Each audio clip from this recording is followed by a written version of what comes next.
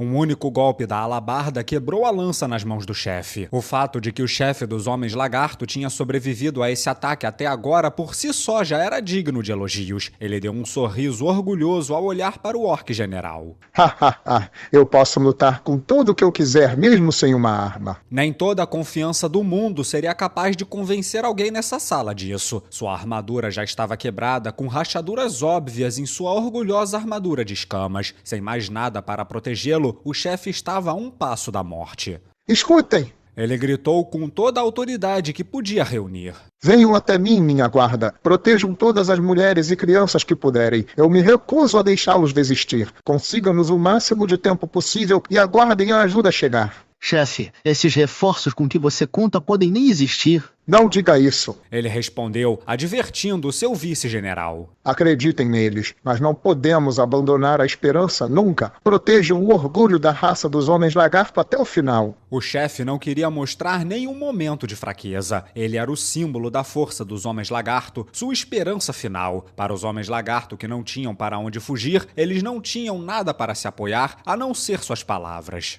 Além disso, ele acrescentou com um sorriso.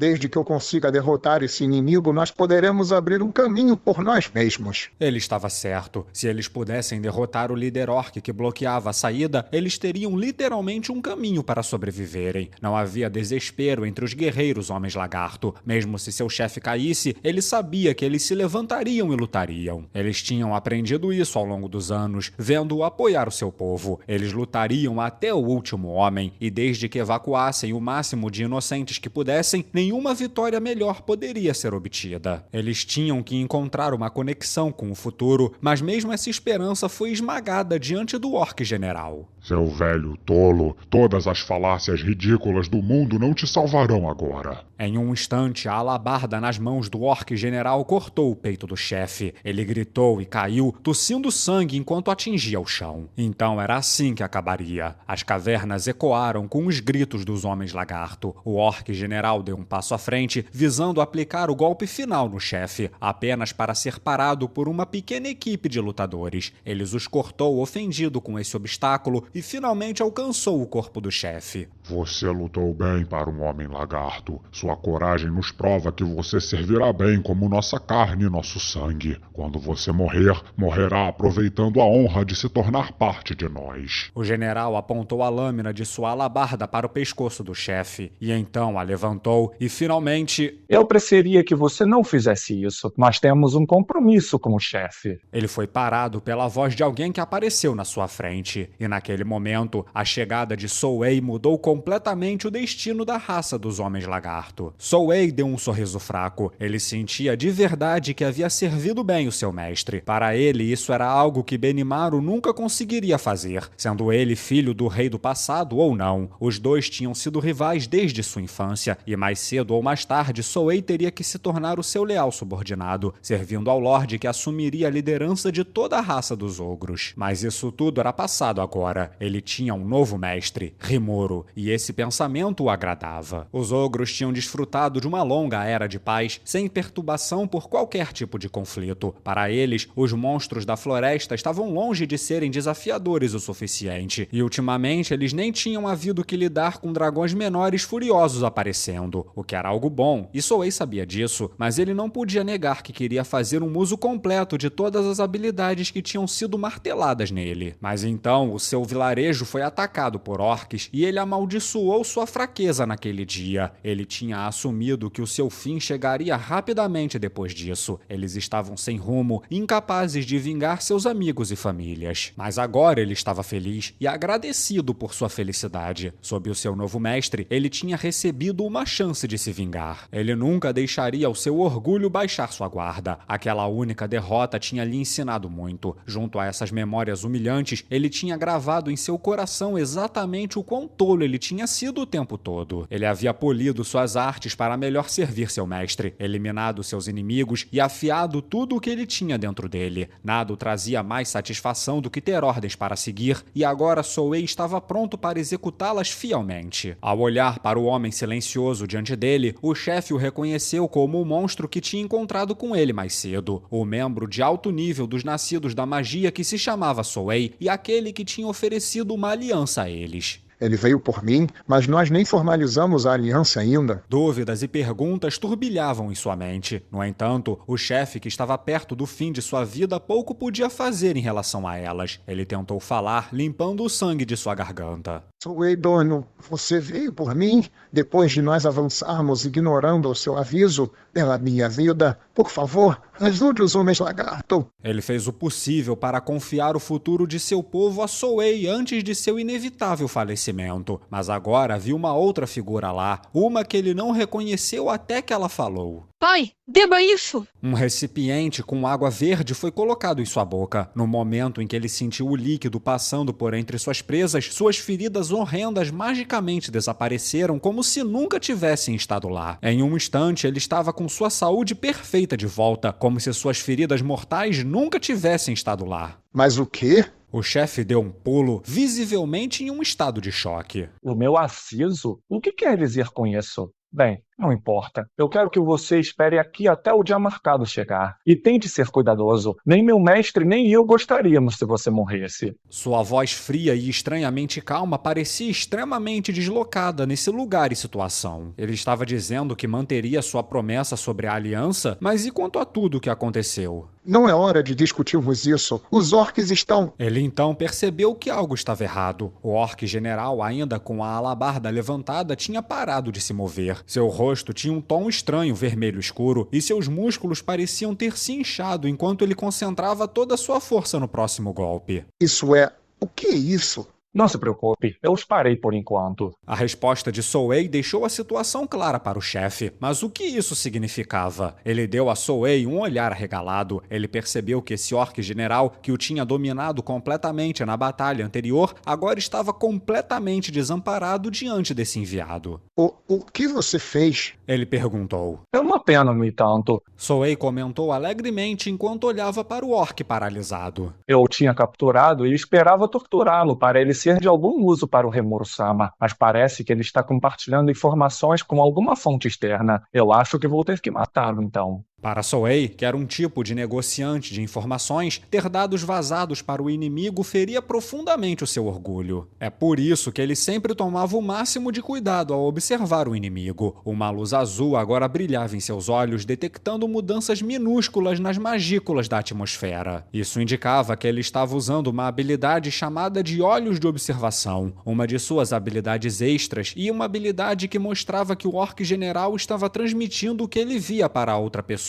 talvez através de uma bola de cristal ou algum outro meio. Souei decidiu que seria melhor matar esse orque do que ter o seu disfarce descoberto, mas assassinato em si não lhe interessava muito, então ele decidiu revelar um pouco mais, esperando medir os movimentos do inimigo. Mas só matar você seria entediante. Então por que você não transmite uma mensagem por mim também? Eu acredito que quem quer que esteja controlando vocês orques deve estar me assistindo agora, certo? Você será o próximo, e nós faremos questão de fazer você se arrepender profundamente de fazer dos Oni seus inimigos. E com isso, Souei tirou seus olhos do orque general, não mais interessado nele. Seu trabalho estava feito e agora era a hora de retirar o lixo. Morra! Ele sussurrou, e no momento seguinte o orque general foi dividido em milhões de pedaços finos pela teia de aço pegajosa que Souei tinha enrolado em torno dele. E foi nesse momento que a forma final da Mestre de Teia, um movimento de batalha concebido pela primeira vez por Rimuru, nasceu aqui.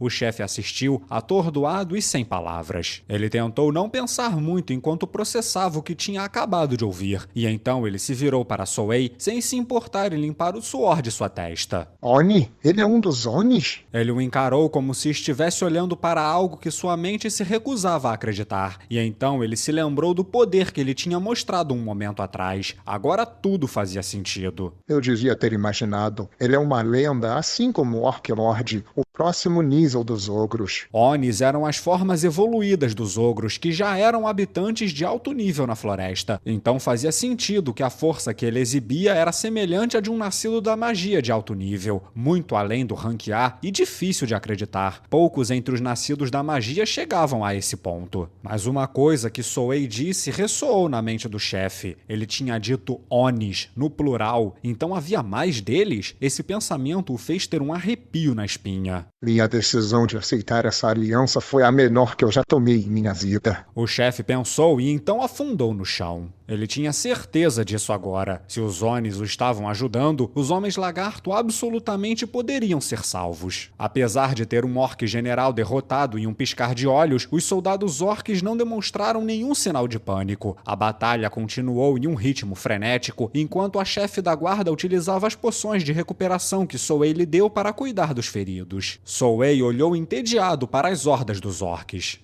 Dificilmente nós poderemos descansar com essas moscas irritantes por aqui. Ele disse, tão calmo e composto como sempre. Eu também devo cuidar deles enquanto estiver aqui. Me dê um momento, por favor. Pouco tempo depois, o corpo de Souei pareceu se fragmentar em múltiplas imagens de si mesmo. 5 sombras saltaram para frente, cada uma idêntica a Souei, até mesmo em roupas e equipamentos. Elas eram cópias, feitas com suas habilidades mágicas de replicação, e cada uma silenciosamente entrou em ação. Seguindo pelos corredores, elas pararam diante dos Homens Lagarto que sustentavam a defesa dos corredores. Um ficou estacionado em cada uma das 5 saídas da câmara, incluindo a rota de fuga. Os Homens Lagarto encararam em admiração, mas os deixaram passar independentemente disso. Vocês podem descansar por enquanto. Cada um dos clones disse a mesma coisa enquanto seguia seu próprio caminho. Assim que eles disseram isso, os Homens Lagarto foram cumprimentados com uma visão inacreditável. Os soldados orcs que pareciam demônios do inferno um momento atrás estavam impotentes enquanto Souei os derrubava completamente sozinho. E a mesma visão se desenrolava em cada um dos corredores. Corte de fio demoníaco. Uma eficiente e brilhante máquina de matar. Em um instante, a linha de aço pegajosa implantada em cada corredor foi infundida com poder mágico, se movendo exatamente como Souei queria. Não havia lugar para eles fugirem, especialmente nesses corredores subterrâneos. No momento em que ele executou o movimento, os soldados orcs se viram instantaneamente fatiados e picados. Talvez tenha sido sorte que eles fossem incapazes de sentir medo, e do líder para frente, esses estavam sendo massacrados sem sequer um momento de resistência. Souei não lhes mostrou empatia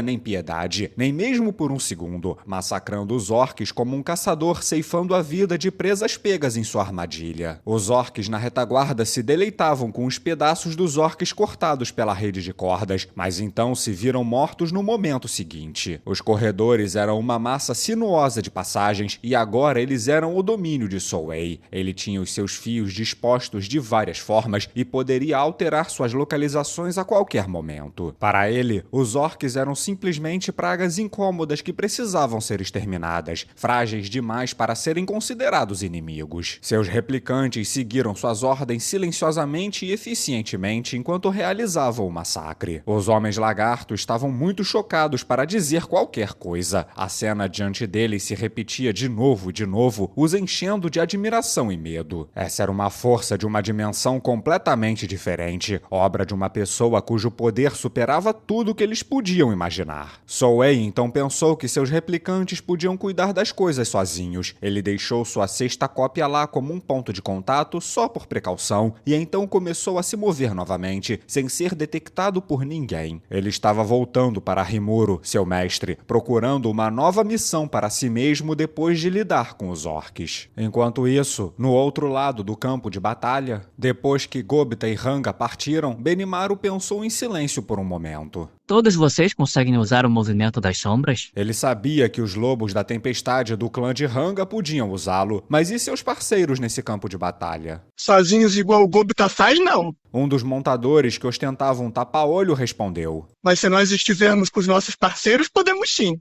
Isso aí, nós somos parceiros de corpo e alma. É bom ouvir isso. Nós vamos abrir caminho até o cerco de fora, e então eu quero que vocês usem o movimento das sombras para chegar até o Gobita. Rimuru-sama o enviou na frente, então será mais fácil transportar o resto de vocês até lá. Benimaru comentou assentindo. Rimuru-sama é muito inteligente. Um outro Hobgoblin comentou. Sim, então ele fez Ranga desviar a atenção do inimigo enquanto Gobita assegurava a posição dos homens lagarto? E então nós chegamos, nos reagrupamos com Gobita e enquanto o inimigo está confuso, nós viramos o jogo, certo? Benimaru assentiu. Havia um sorriso em seu rosto, revelando sua alegria por todos entenderem a linha de raciocínio de Rimuro. É exatamente isso. E se vocês entenderam, então vão. Sim, meu lorde. E então, os goblins montados começaram sua primeira investida na guerra, e isso deixou apenas 3 Onis no local. Benimaru começou a esticar o seu corpo sem nenhum traço de preocupação em sua mente. Como uma raça lutadora que trabalhava como mercenária, os ogros tinham um apego emocional particular em ter um mestre em quem podiam confiar. Ganhar um mestre para servir pelo resto de suas vidas era o único e sincero desejo que todos eles compartilhavam. Isso e o passado guerreiro de Benimaru mudavam a sua visão de mundo. Ele sabia que tendia a agir egoisticamente na maioria das vezes. Era por isso que ele tinha hesitado em assumir o papel de rei dos ogros naquela época. Não que isso importasse agora. Ter uma posição tão alta significaria que ele nunca teria permissão para ir pessoalmente ao campo de batalha, onde a morte era uma presença constante. Agora as coisas eram diferentes. Ele podia desempenhar um papel de frente e centro o dia inteiro se ele quisesse, e ele gostava de onde estava, e tinha 2 de seus amigos com ele, o seguindo sem reclamar. A hora está chegando. Hakurou disse, alongando seu corpo para se preparar. Sim, nós devemos agradecer ao Rimuru-sama por nos dar essa chance. Shion respondeu. Eles, juntamente com Benimaru, viam Rimuru como seu mestre. Era por isso que eles se sentiam tão seguros confiando uns nos outros. Eles estavam trabalhando juntos por um mestre em comum e Rimuru gostava de sua posição os liderando.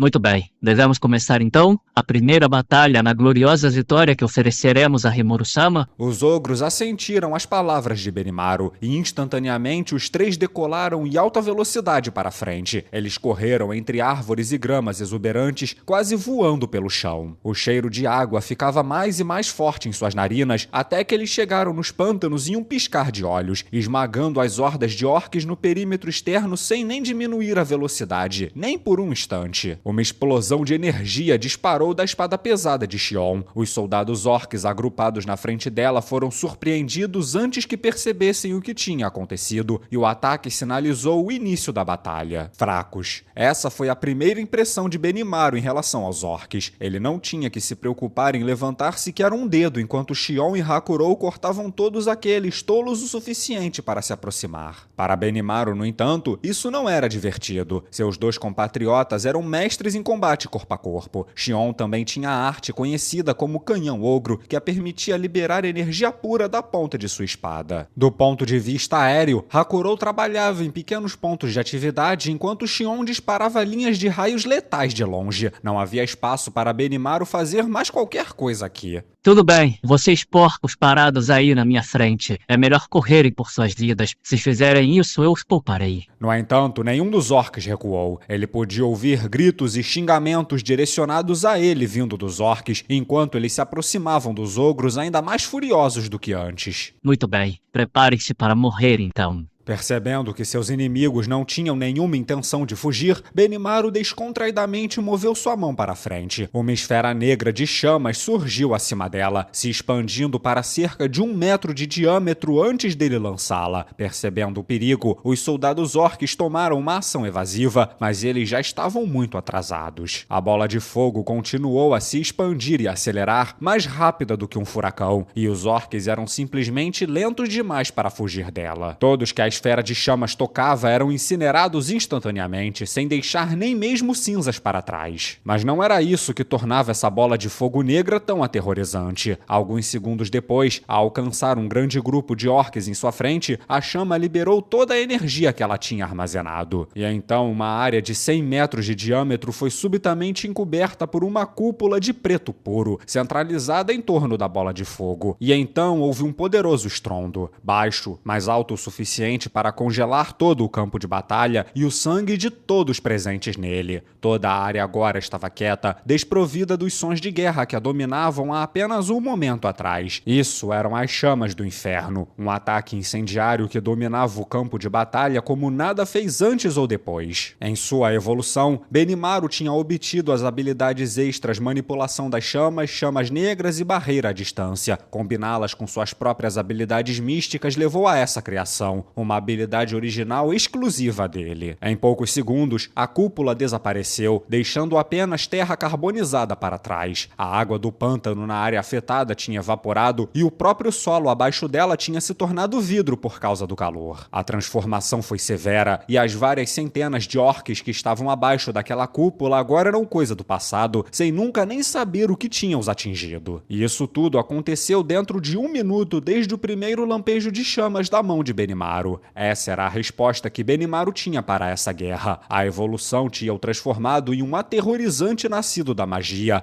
cuja área de efeito dos ataques poderia aniquilar regiões inteiras de uma vez. Benimaru então mostrou um sorriso maligno em seu rosto. Abram o caminho, porcos. Ele avisou mais uma vez, e agora esses orques tinham conhecido o medo. A habilidade única Famintos os tornava imunes só até certo ponto, mas o golpe tático de Benimaru foi mais do que o suficiente para alimentar o medo nos abismos mais profundos de seus estômagos. Esse foi um ataque que eles nunca poderiam suportar, não importa o que eles fizessem. Ele estava em um nível o qual eles nunca haviam experienciado antes. Eles tinham medidas contra a magia, mas nem mesmo os orques generais que estavam equipados com a armadura completa de antimagia poderiam sobreviver à incineração. Resistências inatas a fogo seriam inúteis também, os orques pensaram, e eles estavam certos. Sua variedade de imunidade mágica não funcionaria aqui. Esse ataque era uma arma antipessoal completamente temível, comparável a um encantamento de alto nível proibido. Não havia nada que eles pudessem fazer, e nem mesmo suas cinzas permaneceriam, tirando dos sobreviventes a habilidade de consumir os cadáveres de seus companheiros e se fortalecer. Nenhum soldado orc poderia lidar com um nascido da magia de alto nível, e a sua estreia causou medo em seus corações. Em pânico, eles começaram a debandar totalmente fora de controle. Nada poderia fazê-los voltar aos seus sentidos agora. A única coisa em suas mentes era fugir rapidamente e para qualquer lugar longe dali. E esse salvo inicial foi o que sinalizou a Rimuru que já estava na hora de suas forças se juntarem à batalha. Lançando um olhar para o caos que ele tinha acabado de desencadear, Benimaru começou a avançar. Ele estava completamente descontraído, como se estivesse passeando no parque, e os 2 ogros que o acompanhavam estavam iguais. Não havia mais ninguém para desafiá-los aqui, e agora eles podiam ver o exército que envolvia Hang e seus companheiros. Para eles, os soldados orques não poderiam nem ser considerados obstáculos.